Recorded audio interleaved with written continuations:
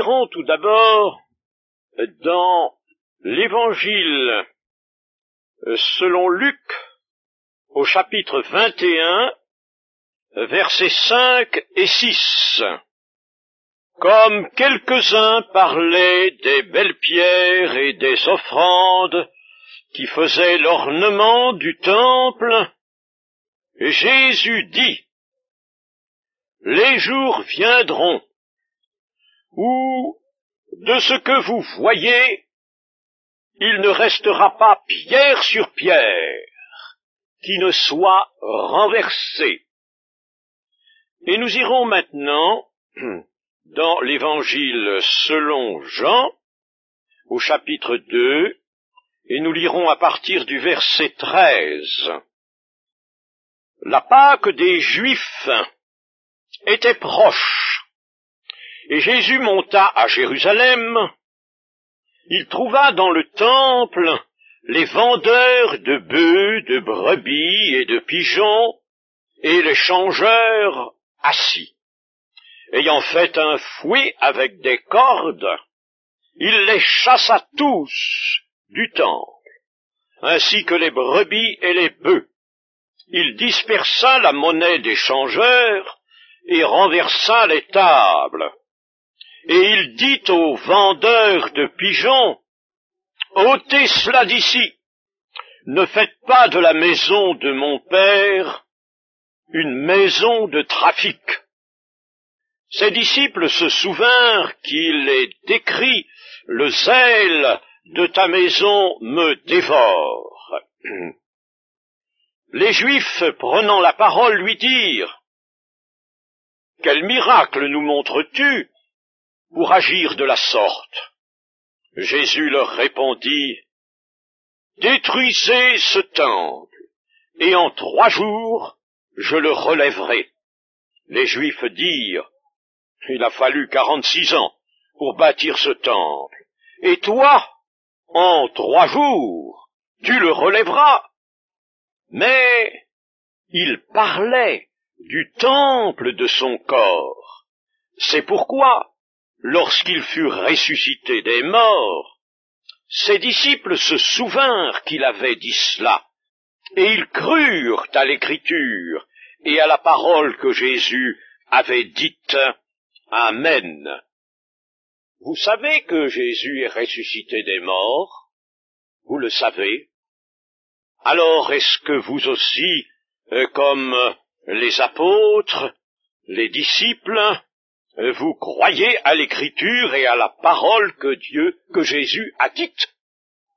Mais il faut croire dans le fond du cœur. Mais pour croire à cette parole, il faut la pénétrer, il faut la comprendre.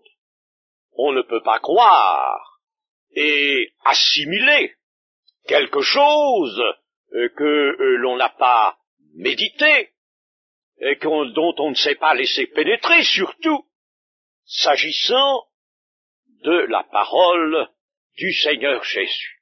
Eh bien, cette parole a une profondeur, en toutes les paroles du Seigneur, qu'il nous est nécessaire de connaître. Le temple de Jérusalem, du temps du Seigneur Jésus, avait en effet nécessité 46 ans pour, à différentes reprises, de différentes manières, pour être rebâti. C'était non pas un 3e temple, mais le 2e temple qui avait été profondément remanié sous la direction d'Hérode. Et il présentait un aspect véritablement saisissant avec ces grandes et belles pierres blanches, fraîchement rénovées. Il faisait impression à la vue des disciples qui ne peuvent pas manquer d'en faire l'observation, la réflexion au Seigneur, à leur Seigneur. Et cela était nécessaire qu'ils fissent cette réflexion. Le temple était orné, nous l'avons vu, des offrandes, des présents, qui avaient été apportés par les Juifs de différentes nations d'alentour, venant même d'assez loin, et qui étaient riches. Il y avait des Juifs fort riches. Ils avaient apporté différents objets magnifiques qui avaient été exposés dans un parvis et même qui avaient été suspendus au mur extérieur afin de les décorer. Et il y avait notamment un énorme cep de vigne, tout en or massif, avait été composé le long d'un mur en plusieurs fois. Plusieurs offrandes, plusieurs présents avaient été apportés pour composer cet énorme cep qui était en or massif, et les grappes qui étaient suspendues à ce cep et à ses sarments avaient le volume d'un homme. Vous voyez, n'est-ce pas, s'il était grand, en or massif. Et c'est ce que les apôtres, les disciples voyaient, n'est-ce pas? Quelles belles pierres et quelles belles offrandes qui ornent le temple. C'est de cela qu'ils sont là séduits. C'est une chose qui les séduit par la vue. Mais le Seigneur leur répond, eh bien, voyez en effet ces belles pierres, ce temple qui vous semble si beau, si magnifique, et que vous voudriez conserver, eh bien, il ne restera pas pierre sur pierre qui ne soit renversée. Oh, sur le moment, il est certain que les disciples en eurent une certaine tristesse, ils furent atteints dans leur enthousiasme pour la beauté de ce temple. Il fallait accepter cet augure que ce temple allait être complètement renversé. Effectivement, en l'an 70, vous le savez, par l'action du général romain Titus, le temple, avec la ville de Jérusalem d'ailleurs, fut démoli.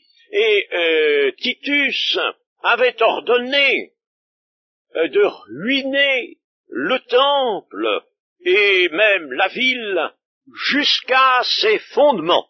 Il avait bien précisé, vous allez raser. Et c'est vrai qu'il ne resta donc pas pierre sur pierre, comme l'avait dit le Seigneur Jésus. Le temple, le mur aujourd'hui des Lamentations, est un mur de soutènement, mais non pas le mur du temple. Et le but du général Titus, dans cette hargne qu'il l'allumait, était d'effacer jusqu'à toute marque sur le sol du temple et de beaucoup des habitations de Jérusalem. Et c'est l'historien Joseph qui nous donne ces précisions. Mais, indépendamment de Joseph, plus tard, l'histoire nous apprend qu'au IVe siècle, Julien, l'apostat, ordonnera de relever le temple de Jérusalem et l'on se mit à l'ouvrage. On éleva, comme on faisait à ce moment, des échafaudages en bois par les charpentiers. C'était le grand moyen qui a été utilisé pendant tous les siècles, d'établir des échafaudages pour construire commodément les murs et pour pouvoir monter les pierres jusqu'à leur emplacement. Or, soudain, ces échafaudages s'écroulèrent tous jusqu'à leur base, et l'on fut obligé d'abandonner l'ouvrage. Le Seigneur ne voulait pas que l'on relève ce temple. Ce sont des choses intéressantes, n'est-ce pas? Notre foi a besoin de certains appuis comme ceux-là. En tout cas, n'est-ce pas, si le Seigneur avait dit que il ne restera pas pierre sur pierre, cela devait s'accomplir, et s'accomplir jusqu'au temps fixé où les Juifs auront pour un autre temps un temple. Mais, de toute manière, ce temple ne pouvait pas être relevé, nous allons voir pourquoi. Et maintenant, à la place de ce temple s'élève la mosquée octogonale qui a été construite sur l'ordre de Soliman et édifiée par le calife Omar. Nous avons aussi lu dans l'évangile de Jean que le Seigneur Jésus était venu à Jérusalem et qu'il avait fait un fouet. Il avait fait un fouet avec des cordes et chassé hors du temple les brebis, les bœufs, disperser la monnaie des changeurs, renverser les tables, et dit aux vendeurs de pigeons, ôtez cela d'ici, ne faites pas de la maison de mon père une maison de trafic. Remarquons un détail peut-être qui n'est pas superflu, le Seigneur chasse les brebis, les bœufs, disperse la monnaie des changeurs, et renverse leur table, vous savez. Là, il a été d'une énergie extraordinaire, n'est-ce pas? Il a pris les tables avec toute la monnaie dessus, et puis, pan, allez, il a tout mis en l'air. Mais quant aux vendeurs de pigeons, le Seigneur, à leur égard, se montre plus modéré, il leur parle seulement, ôtez cela d'ici, ne faites pas de la maison de mon père une maison de trafic. Et pourquoi? Parce que ces vendeurs de pigeons n'avaient pour clientèle que les gens pauvres. On offrait des pigeons quand on ne pouvait pas offrir un agneau, c'était l'offrande du pauvre. Alors là, nous voyons le Seigneur, n'est-ce pas, avoir manifesté en somme moins d'ardeur que pour les autres vendeurs. Et ses disciples, plus tard, se souvinrent qu'il est écrit « Le zèle de ta maison me dévore ». Il y avait dans le parvis des gentils, c'est-à-dire ce parvis où les païens avaient accès, un bruit considérable. Et puis bien entendu, tout ce trafic, ce marchandage sur les prix, sans doute aussi pour le change des différentes monnaies que les Juifs venus de nations environnantes étaient obligés de faire pour se procurer l'argent qui seul était valable pour payer le tribut du temple. C'était donc des fraudes, du marchandage, et tout cela était évidemment une outrageante profanation. Ces changeurs, ces vendeurs d'animaux pour les sacrifices, n'étaient-ils pas utiles? Ne fallait-il pas que tous ces Juifs viennent au temple avec l'argent même qui avait valeur à Jérusalem pour payer le tribut du temple et pour offrir des sacrifices? Eh bien, nous voyons par l'action du Seigneur Jésus que rien ne justifie la profanation du temple, rien ne la justifie. Jésus vient sur la terre pour purifier l'homme et purifier la maison de Dieu. Et ce temple, qui est déjà la maison de Dieu sous cette forme, ce temple sera remplacé bientôt par une autre maison. Et cette autre maison de Dieu sera l'Église, que le Seigneur purifiera aussi, et dans laquelle il n'admettra aucune profanation. Le zèle de ta maison me dévore. N'oublions pas que c'est le zèle du Seigneur Jésus, maintenant, du Saint-Esprit, pour purifier son Église. Nous pourrions lire dans l'épître la deuxième épître de Paul aux Corinthiens, chapitre 6 et verset 16, quel rapport y a-t-il entre le temple de Dieu et les idoles? Car nous sommes le temple du Dieu vivant, comme Dieu l'a dit. J'habiterai et je marcherai au milieu d'eux.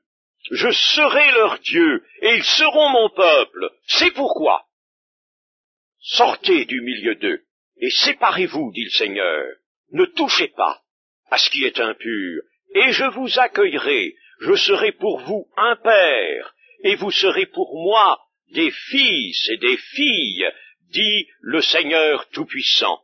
Ayant donc de telles promesses, bien-aimés, purifions-nous de toute souillure de la chair et de l'esprit, en achevant notre sanctification dans la crainte de Dieu.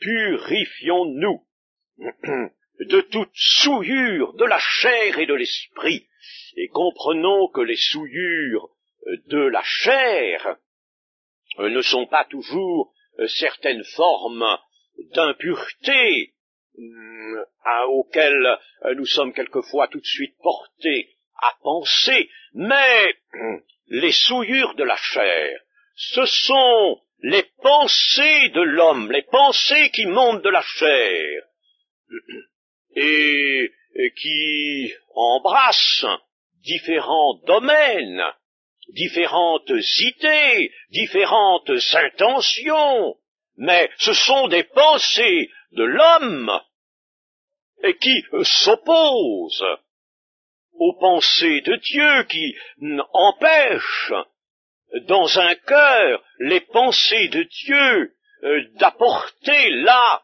à pied d'œuvre, les sages déterminations que le chrétien doit pouvoir connaître et suivre, le bon discernement. Les pensées de l'homme font obstacle et ils sont une souillure à l'égard de l'action du Saint-Esprit dans le cœur de l'homme.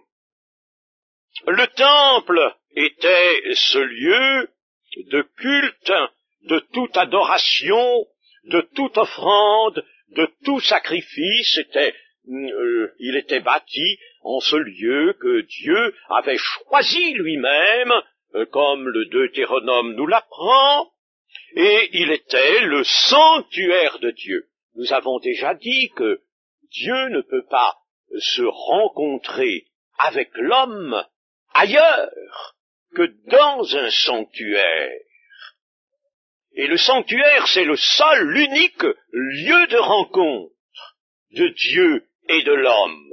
Et c'est pourquoi Dieu n'avait pas donné plusieurs lieux, plusieurs temples sous le régime de la loi, mais un seul. C'est là qu'il fallait venir apporter les offrandes et accomplir les sacrifices. C'était là, uniquement là. Et nous comprenons maintenant aussi que le sanctuaire étant l'Église, la maison de Dieu, il est aussi, bien sûr, l'humanité du Seigneur Jésus, la personne même du Seigneur Jésus. Mais en considérant la maison de Dieu comme le sanctuaire, c'est bien donc dans l'Église, par une appartenance à l'Église, c'est-à-dire à la véritable Église de Christ, au corps de Christ, que l'on peut rencontrer Dieu, que l'on peut vivre dans la communion avec Dieu et être bénéficiaire des grâces de Dieu, des grâces qui sanctifient le cœur et la vie. Eh bien, ce temple, pourtant si nécessaire, sous le temps de la loi, ce temple allait être détruit et renversé. Pourquoi cela? Eh bien, pour deux raisons, que bien sûr les disciples n'ont pas perçues sur le moment. La première raison, c'est que le culte qu'on célébrait dans le temple de Jérusalem était profané. Et l'opération du Seigneur Jésus avait surtout pour but de montrer cette profanation. Il la montrait justement dans ce qui était le plus visible, le plus apparent. Mais ce culte, le culte lui-même, était profané. Pourquoi? Parce que il était accompli sans que le cœur de l'homme y fût pour quelque chose. Le cœur de l'homme, lui, n'était pas rempli de crainte de l'Éternel, d'amour, de fidélité. Et le culte ne consistait, à cette époque, comme à d'autres précédemment, qu'en gestes, qu'en actes qui, évidemment, s'inspiraient de la loi de Moïse, mais qui n'avaient plus aucun sens, aucune signification et ne pouvaient plus être agréés de Dieu. C'étaient des actes sans réalité, des formes extérieures, mais qui n'avaient aucune source intérieure dans le cœur de l'homme. Les cœurs n'étaient pas circoncis. Alors il n'y avait rien de vrai dans ce culte, rien de vrai dans ce temple. Pourtant, le Seigneur Jésus va le regarder encore et le désigner comme la maison de son Père, maison de prière. Mais le culte était évidemment dévié, le culte lui-même était profané, il n'y avait rien de vrai. Or, ce qui n'est pas vrai ne peut pas subsister. Rien de ce qui n'est pas vrai ne peut subsister. C'est impossible, mes amis. Et sachons que ce monde lui-même ne va pas subsister tel qu'il est parce qu'il n'est pas vrai et parce que ce monde est couvert par le mensonge. Une deuxième raison pour laquelle ce temple allait être détruit, c'est que le Seigneur avait un dessein, et bien entendu, ce dessein était sur le point de s'accomplir, puisque celui qui avait été envoyé, annoncé d'avance et envoyé par Dieu, était là. Le Messie était là. Et le Seigneur Dieu voulait davantage de gloire. Il faut se rappeler ce qu'avait annoncé le prophète Agé. Je vous le lis dans le chapitre 2 et au verset 7. « J'ébranlerai toutes les nations. Les trésors de toutes les nations viendront et je remplirai de gloire cette maison, dit l'Éternel des armées. L'argent est à moi et l'or est à moi, dit l'Éternel des armées. La gloire de cette dernière maison sera plus grande que celle de la première, dit l'Éternel des armées, et c'est dans ce lieu que je donnerai la paix, dit l'Éternel des armées. » C'était dans ce lieu, à Jérusalem, en effet, que Dieu allait donner la paix. Un psaume aussi déclare cela, la paix par le sacrifice de Jésus-Christ, bien sûr, par la mort expiatoire du Messie, du Seigneur, mais la gloire de cette maison, de cette dernière maison, devait être plus grande. Évidemment, il fallait comprendre cela. Le Seigneur avait donc un désir de se donner un sanctuaire qui serait bien plus glorieux encore que le premier. Donc il allait supprimer le temple de pierre et le remplacer par un autre, en lequel il manifesterait sa gloire, l'humanité de son Fils. Le temple, donc, le temple de Jérusalem se voit substituer l'humanité de son Fils. C'est fini de cette représentation matérielle des choses. Voici maintenant le temple de Jésus-Christ. C'était encore un temple visible pour peu de temps. Le temple, l'humanité du Seigneur Jésus. Détruisez ce temple, en 3 jours je le rebâtirai. Et en 3 jours, c'était une allusion, bien sûr, à la résurrection du Seigneur. Et le Seigneur sera alors la raison et le lieu lui-même de toute adoration en esprit et en vérité. Il sera le vrai sanctuaire, il sera le sanctuaire absolument pur de toute souillure, le sanctuaire que rien ne peut profaner. Et il sera le sanctuaire qui n'est pas fait de main d'homme. En crucifiant le Seigneur Jésus, les Juifs, donc, amenèrent la destruction eux-mêmes du temple de Pierre, du temple de Jérusalem. Et un autre temple s'éleva. Cet autre temple était donc, nous l'avons dit, le Seigneur lui-même, comme le texte de Jean nous le dit. Ils se souvinrent, mais il parlait du temple de son corps, en parlant de destruction et de relèvement du temple en 3 jours, il parlait du temple de son corps. Dans l'Apocalypse, il y a un verset qui dit, pour la Jérusalem d'en haut, le Seigneur Tout-Puissant est son temple, ainsi que l'agneau.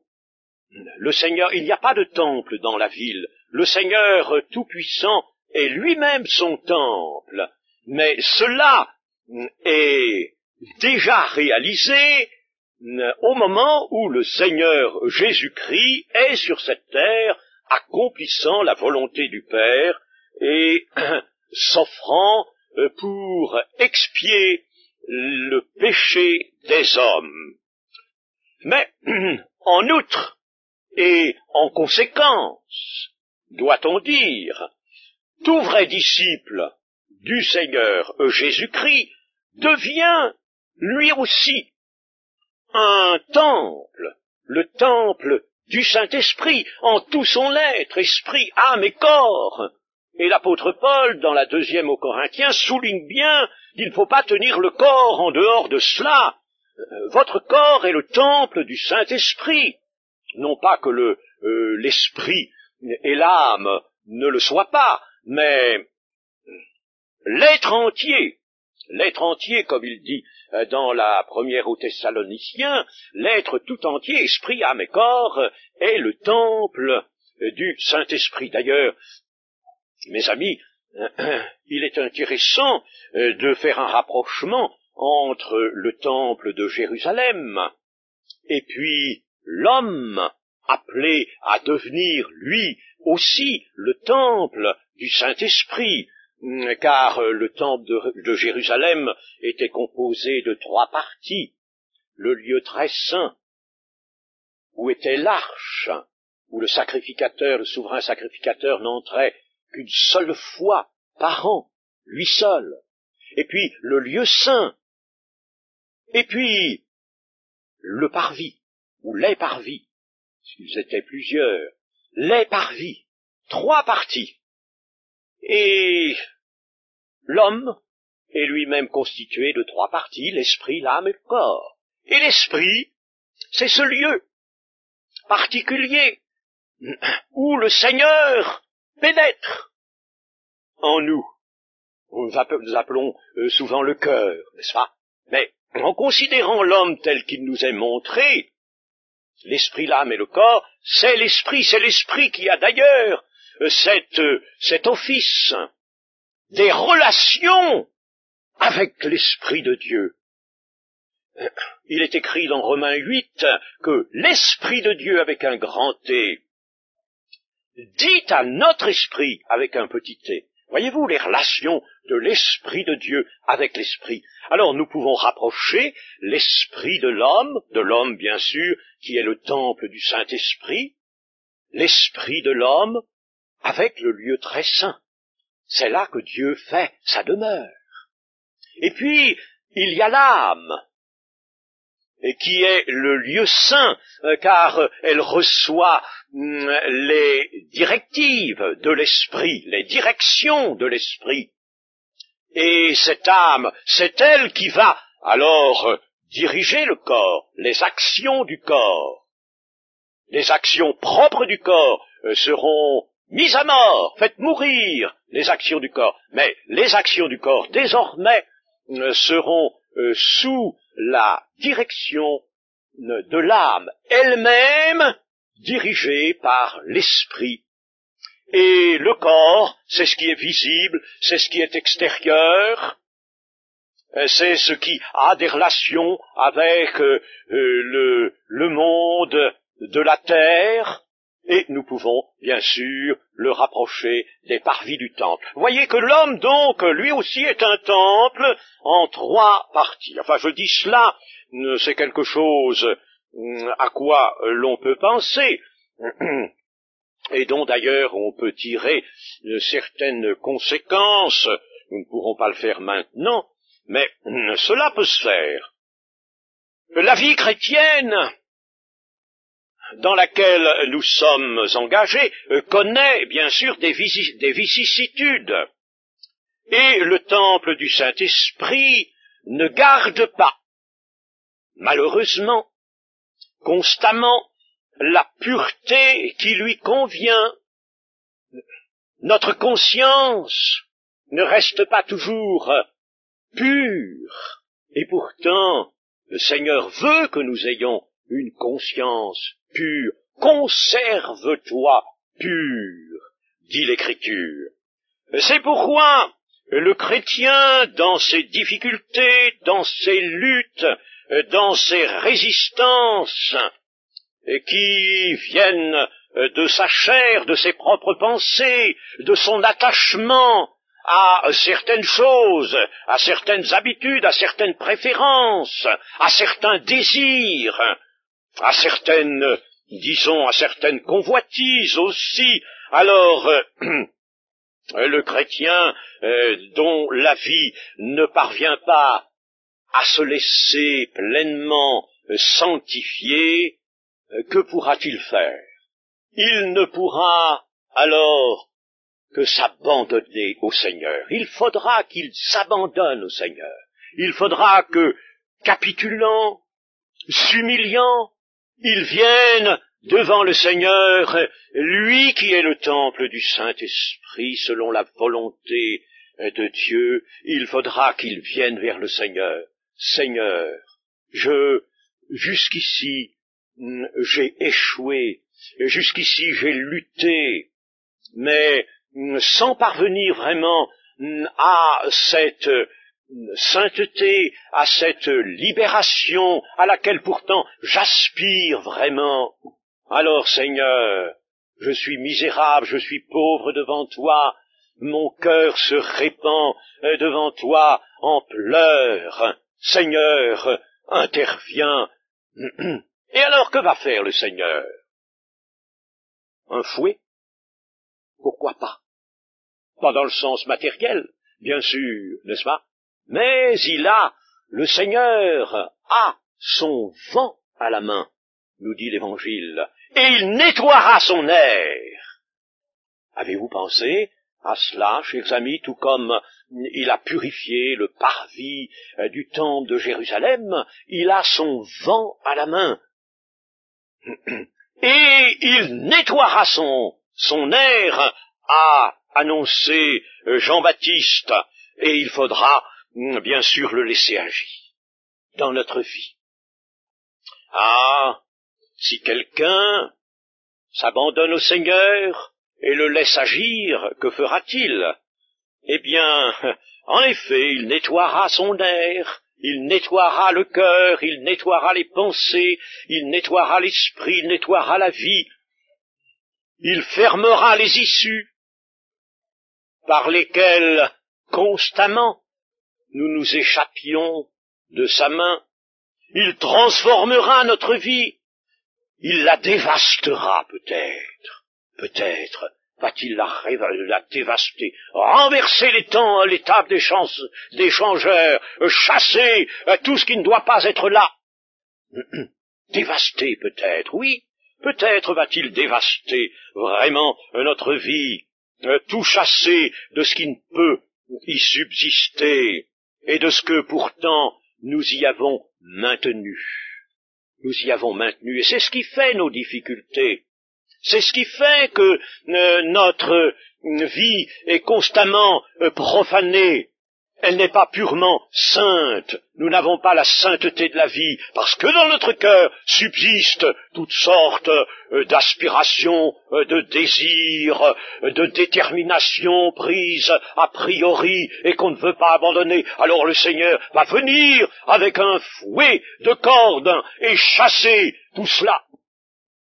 Il fermera peut-être aussi l'avenir que nous nous étions fixés, que nous avions imaginé, si nous avions nos petites pensées sur un avenir sur la terre, nous allons faire ceci, les projets, vous savez, dont parle l'apôtre Jacques, les projets. Dieu n'aime pas cela. Dieu veut qu'on le laisse agir. À lui, la direction, à lui, les voies que nous avons à suivre lorsque le Seigneur notre Dieu s'est saisi d'un homme pour en faire son auxiliaire, son serviteur. Il lui a dit: quitte ce pays et va dans le pays que je te dirai. Marche, mets-toi en marche, tu verras bien où je te dirai. Et à un certain moment, va vers la montagne que je te dis, là, et offre-moi ton fils. À lui les directions. À lui seul. Alors, il va, bien sûr, fermer ce faux avenir que peut-être nous nous sommes nous-mêmes construits, imaginés, et auquel nous continuons d'apporter notre pensée, un certain attachement. Ah non, le Seigneur, en nettoyant son air, va fermer cela, il va briser les fausses aspirations, il va stériliser les désirs humains en nous, les préférences, les attaches avec ce qui est de la terre. Il ne restera alors rien de ce qu'a été peut-être la première partie de notre vie chrétienne, cette vie de difficulté. Il ne restera rien de ce premier temple. C'était peut-être un premier temple, mais il n'en restera rien, pas pierre sur pierre. Le Seigneur va le démolir entièrement, le raser, il n'en restera rien du tout. Et alors, notre vie et notre cœur deviendront vraiment, réellement, le temple du Saint-Esprit, un saint édifice, où le Seigneur pourra lui-même apporter sa propre sainteté, sa propre vie, car le Seigneur, lorsqu'il aura tout rasé, tout détruit, détruisez ce temple, oui, c'est nous qui le détruisons. Notez, c'était les Juifs qui avaient détruit le temple de Jérusalem. Seulement, il le fallait. De même qu'il fallait que le Seigneur fût crucifié. Il a bien été crucifié par ces Juifs qui ont crié « Crucifie, crucifie !» Mais il le fallait.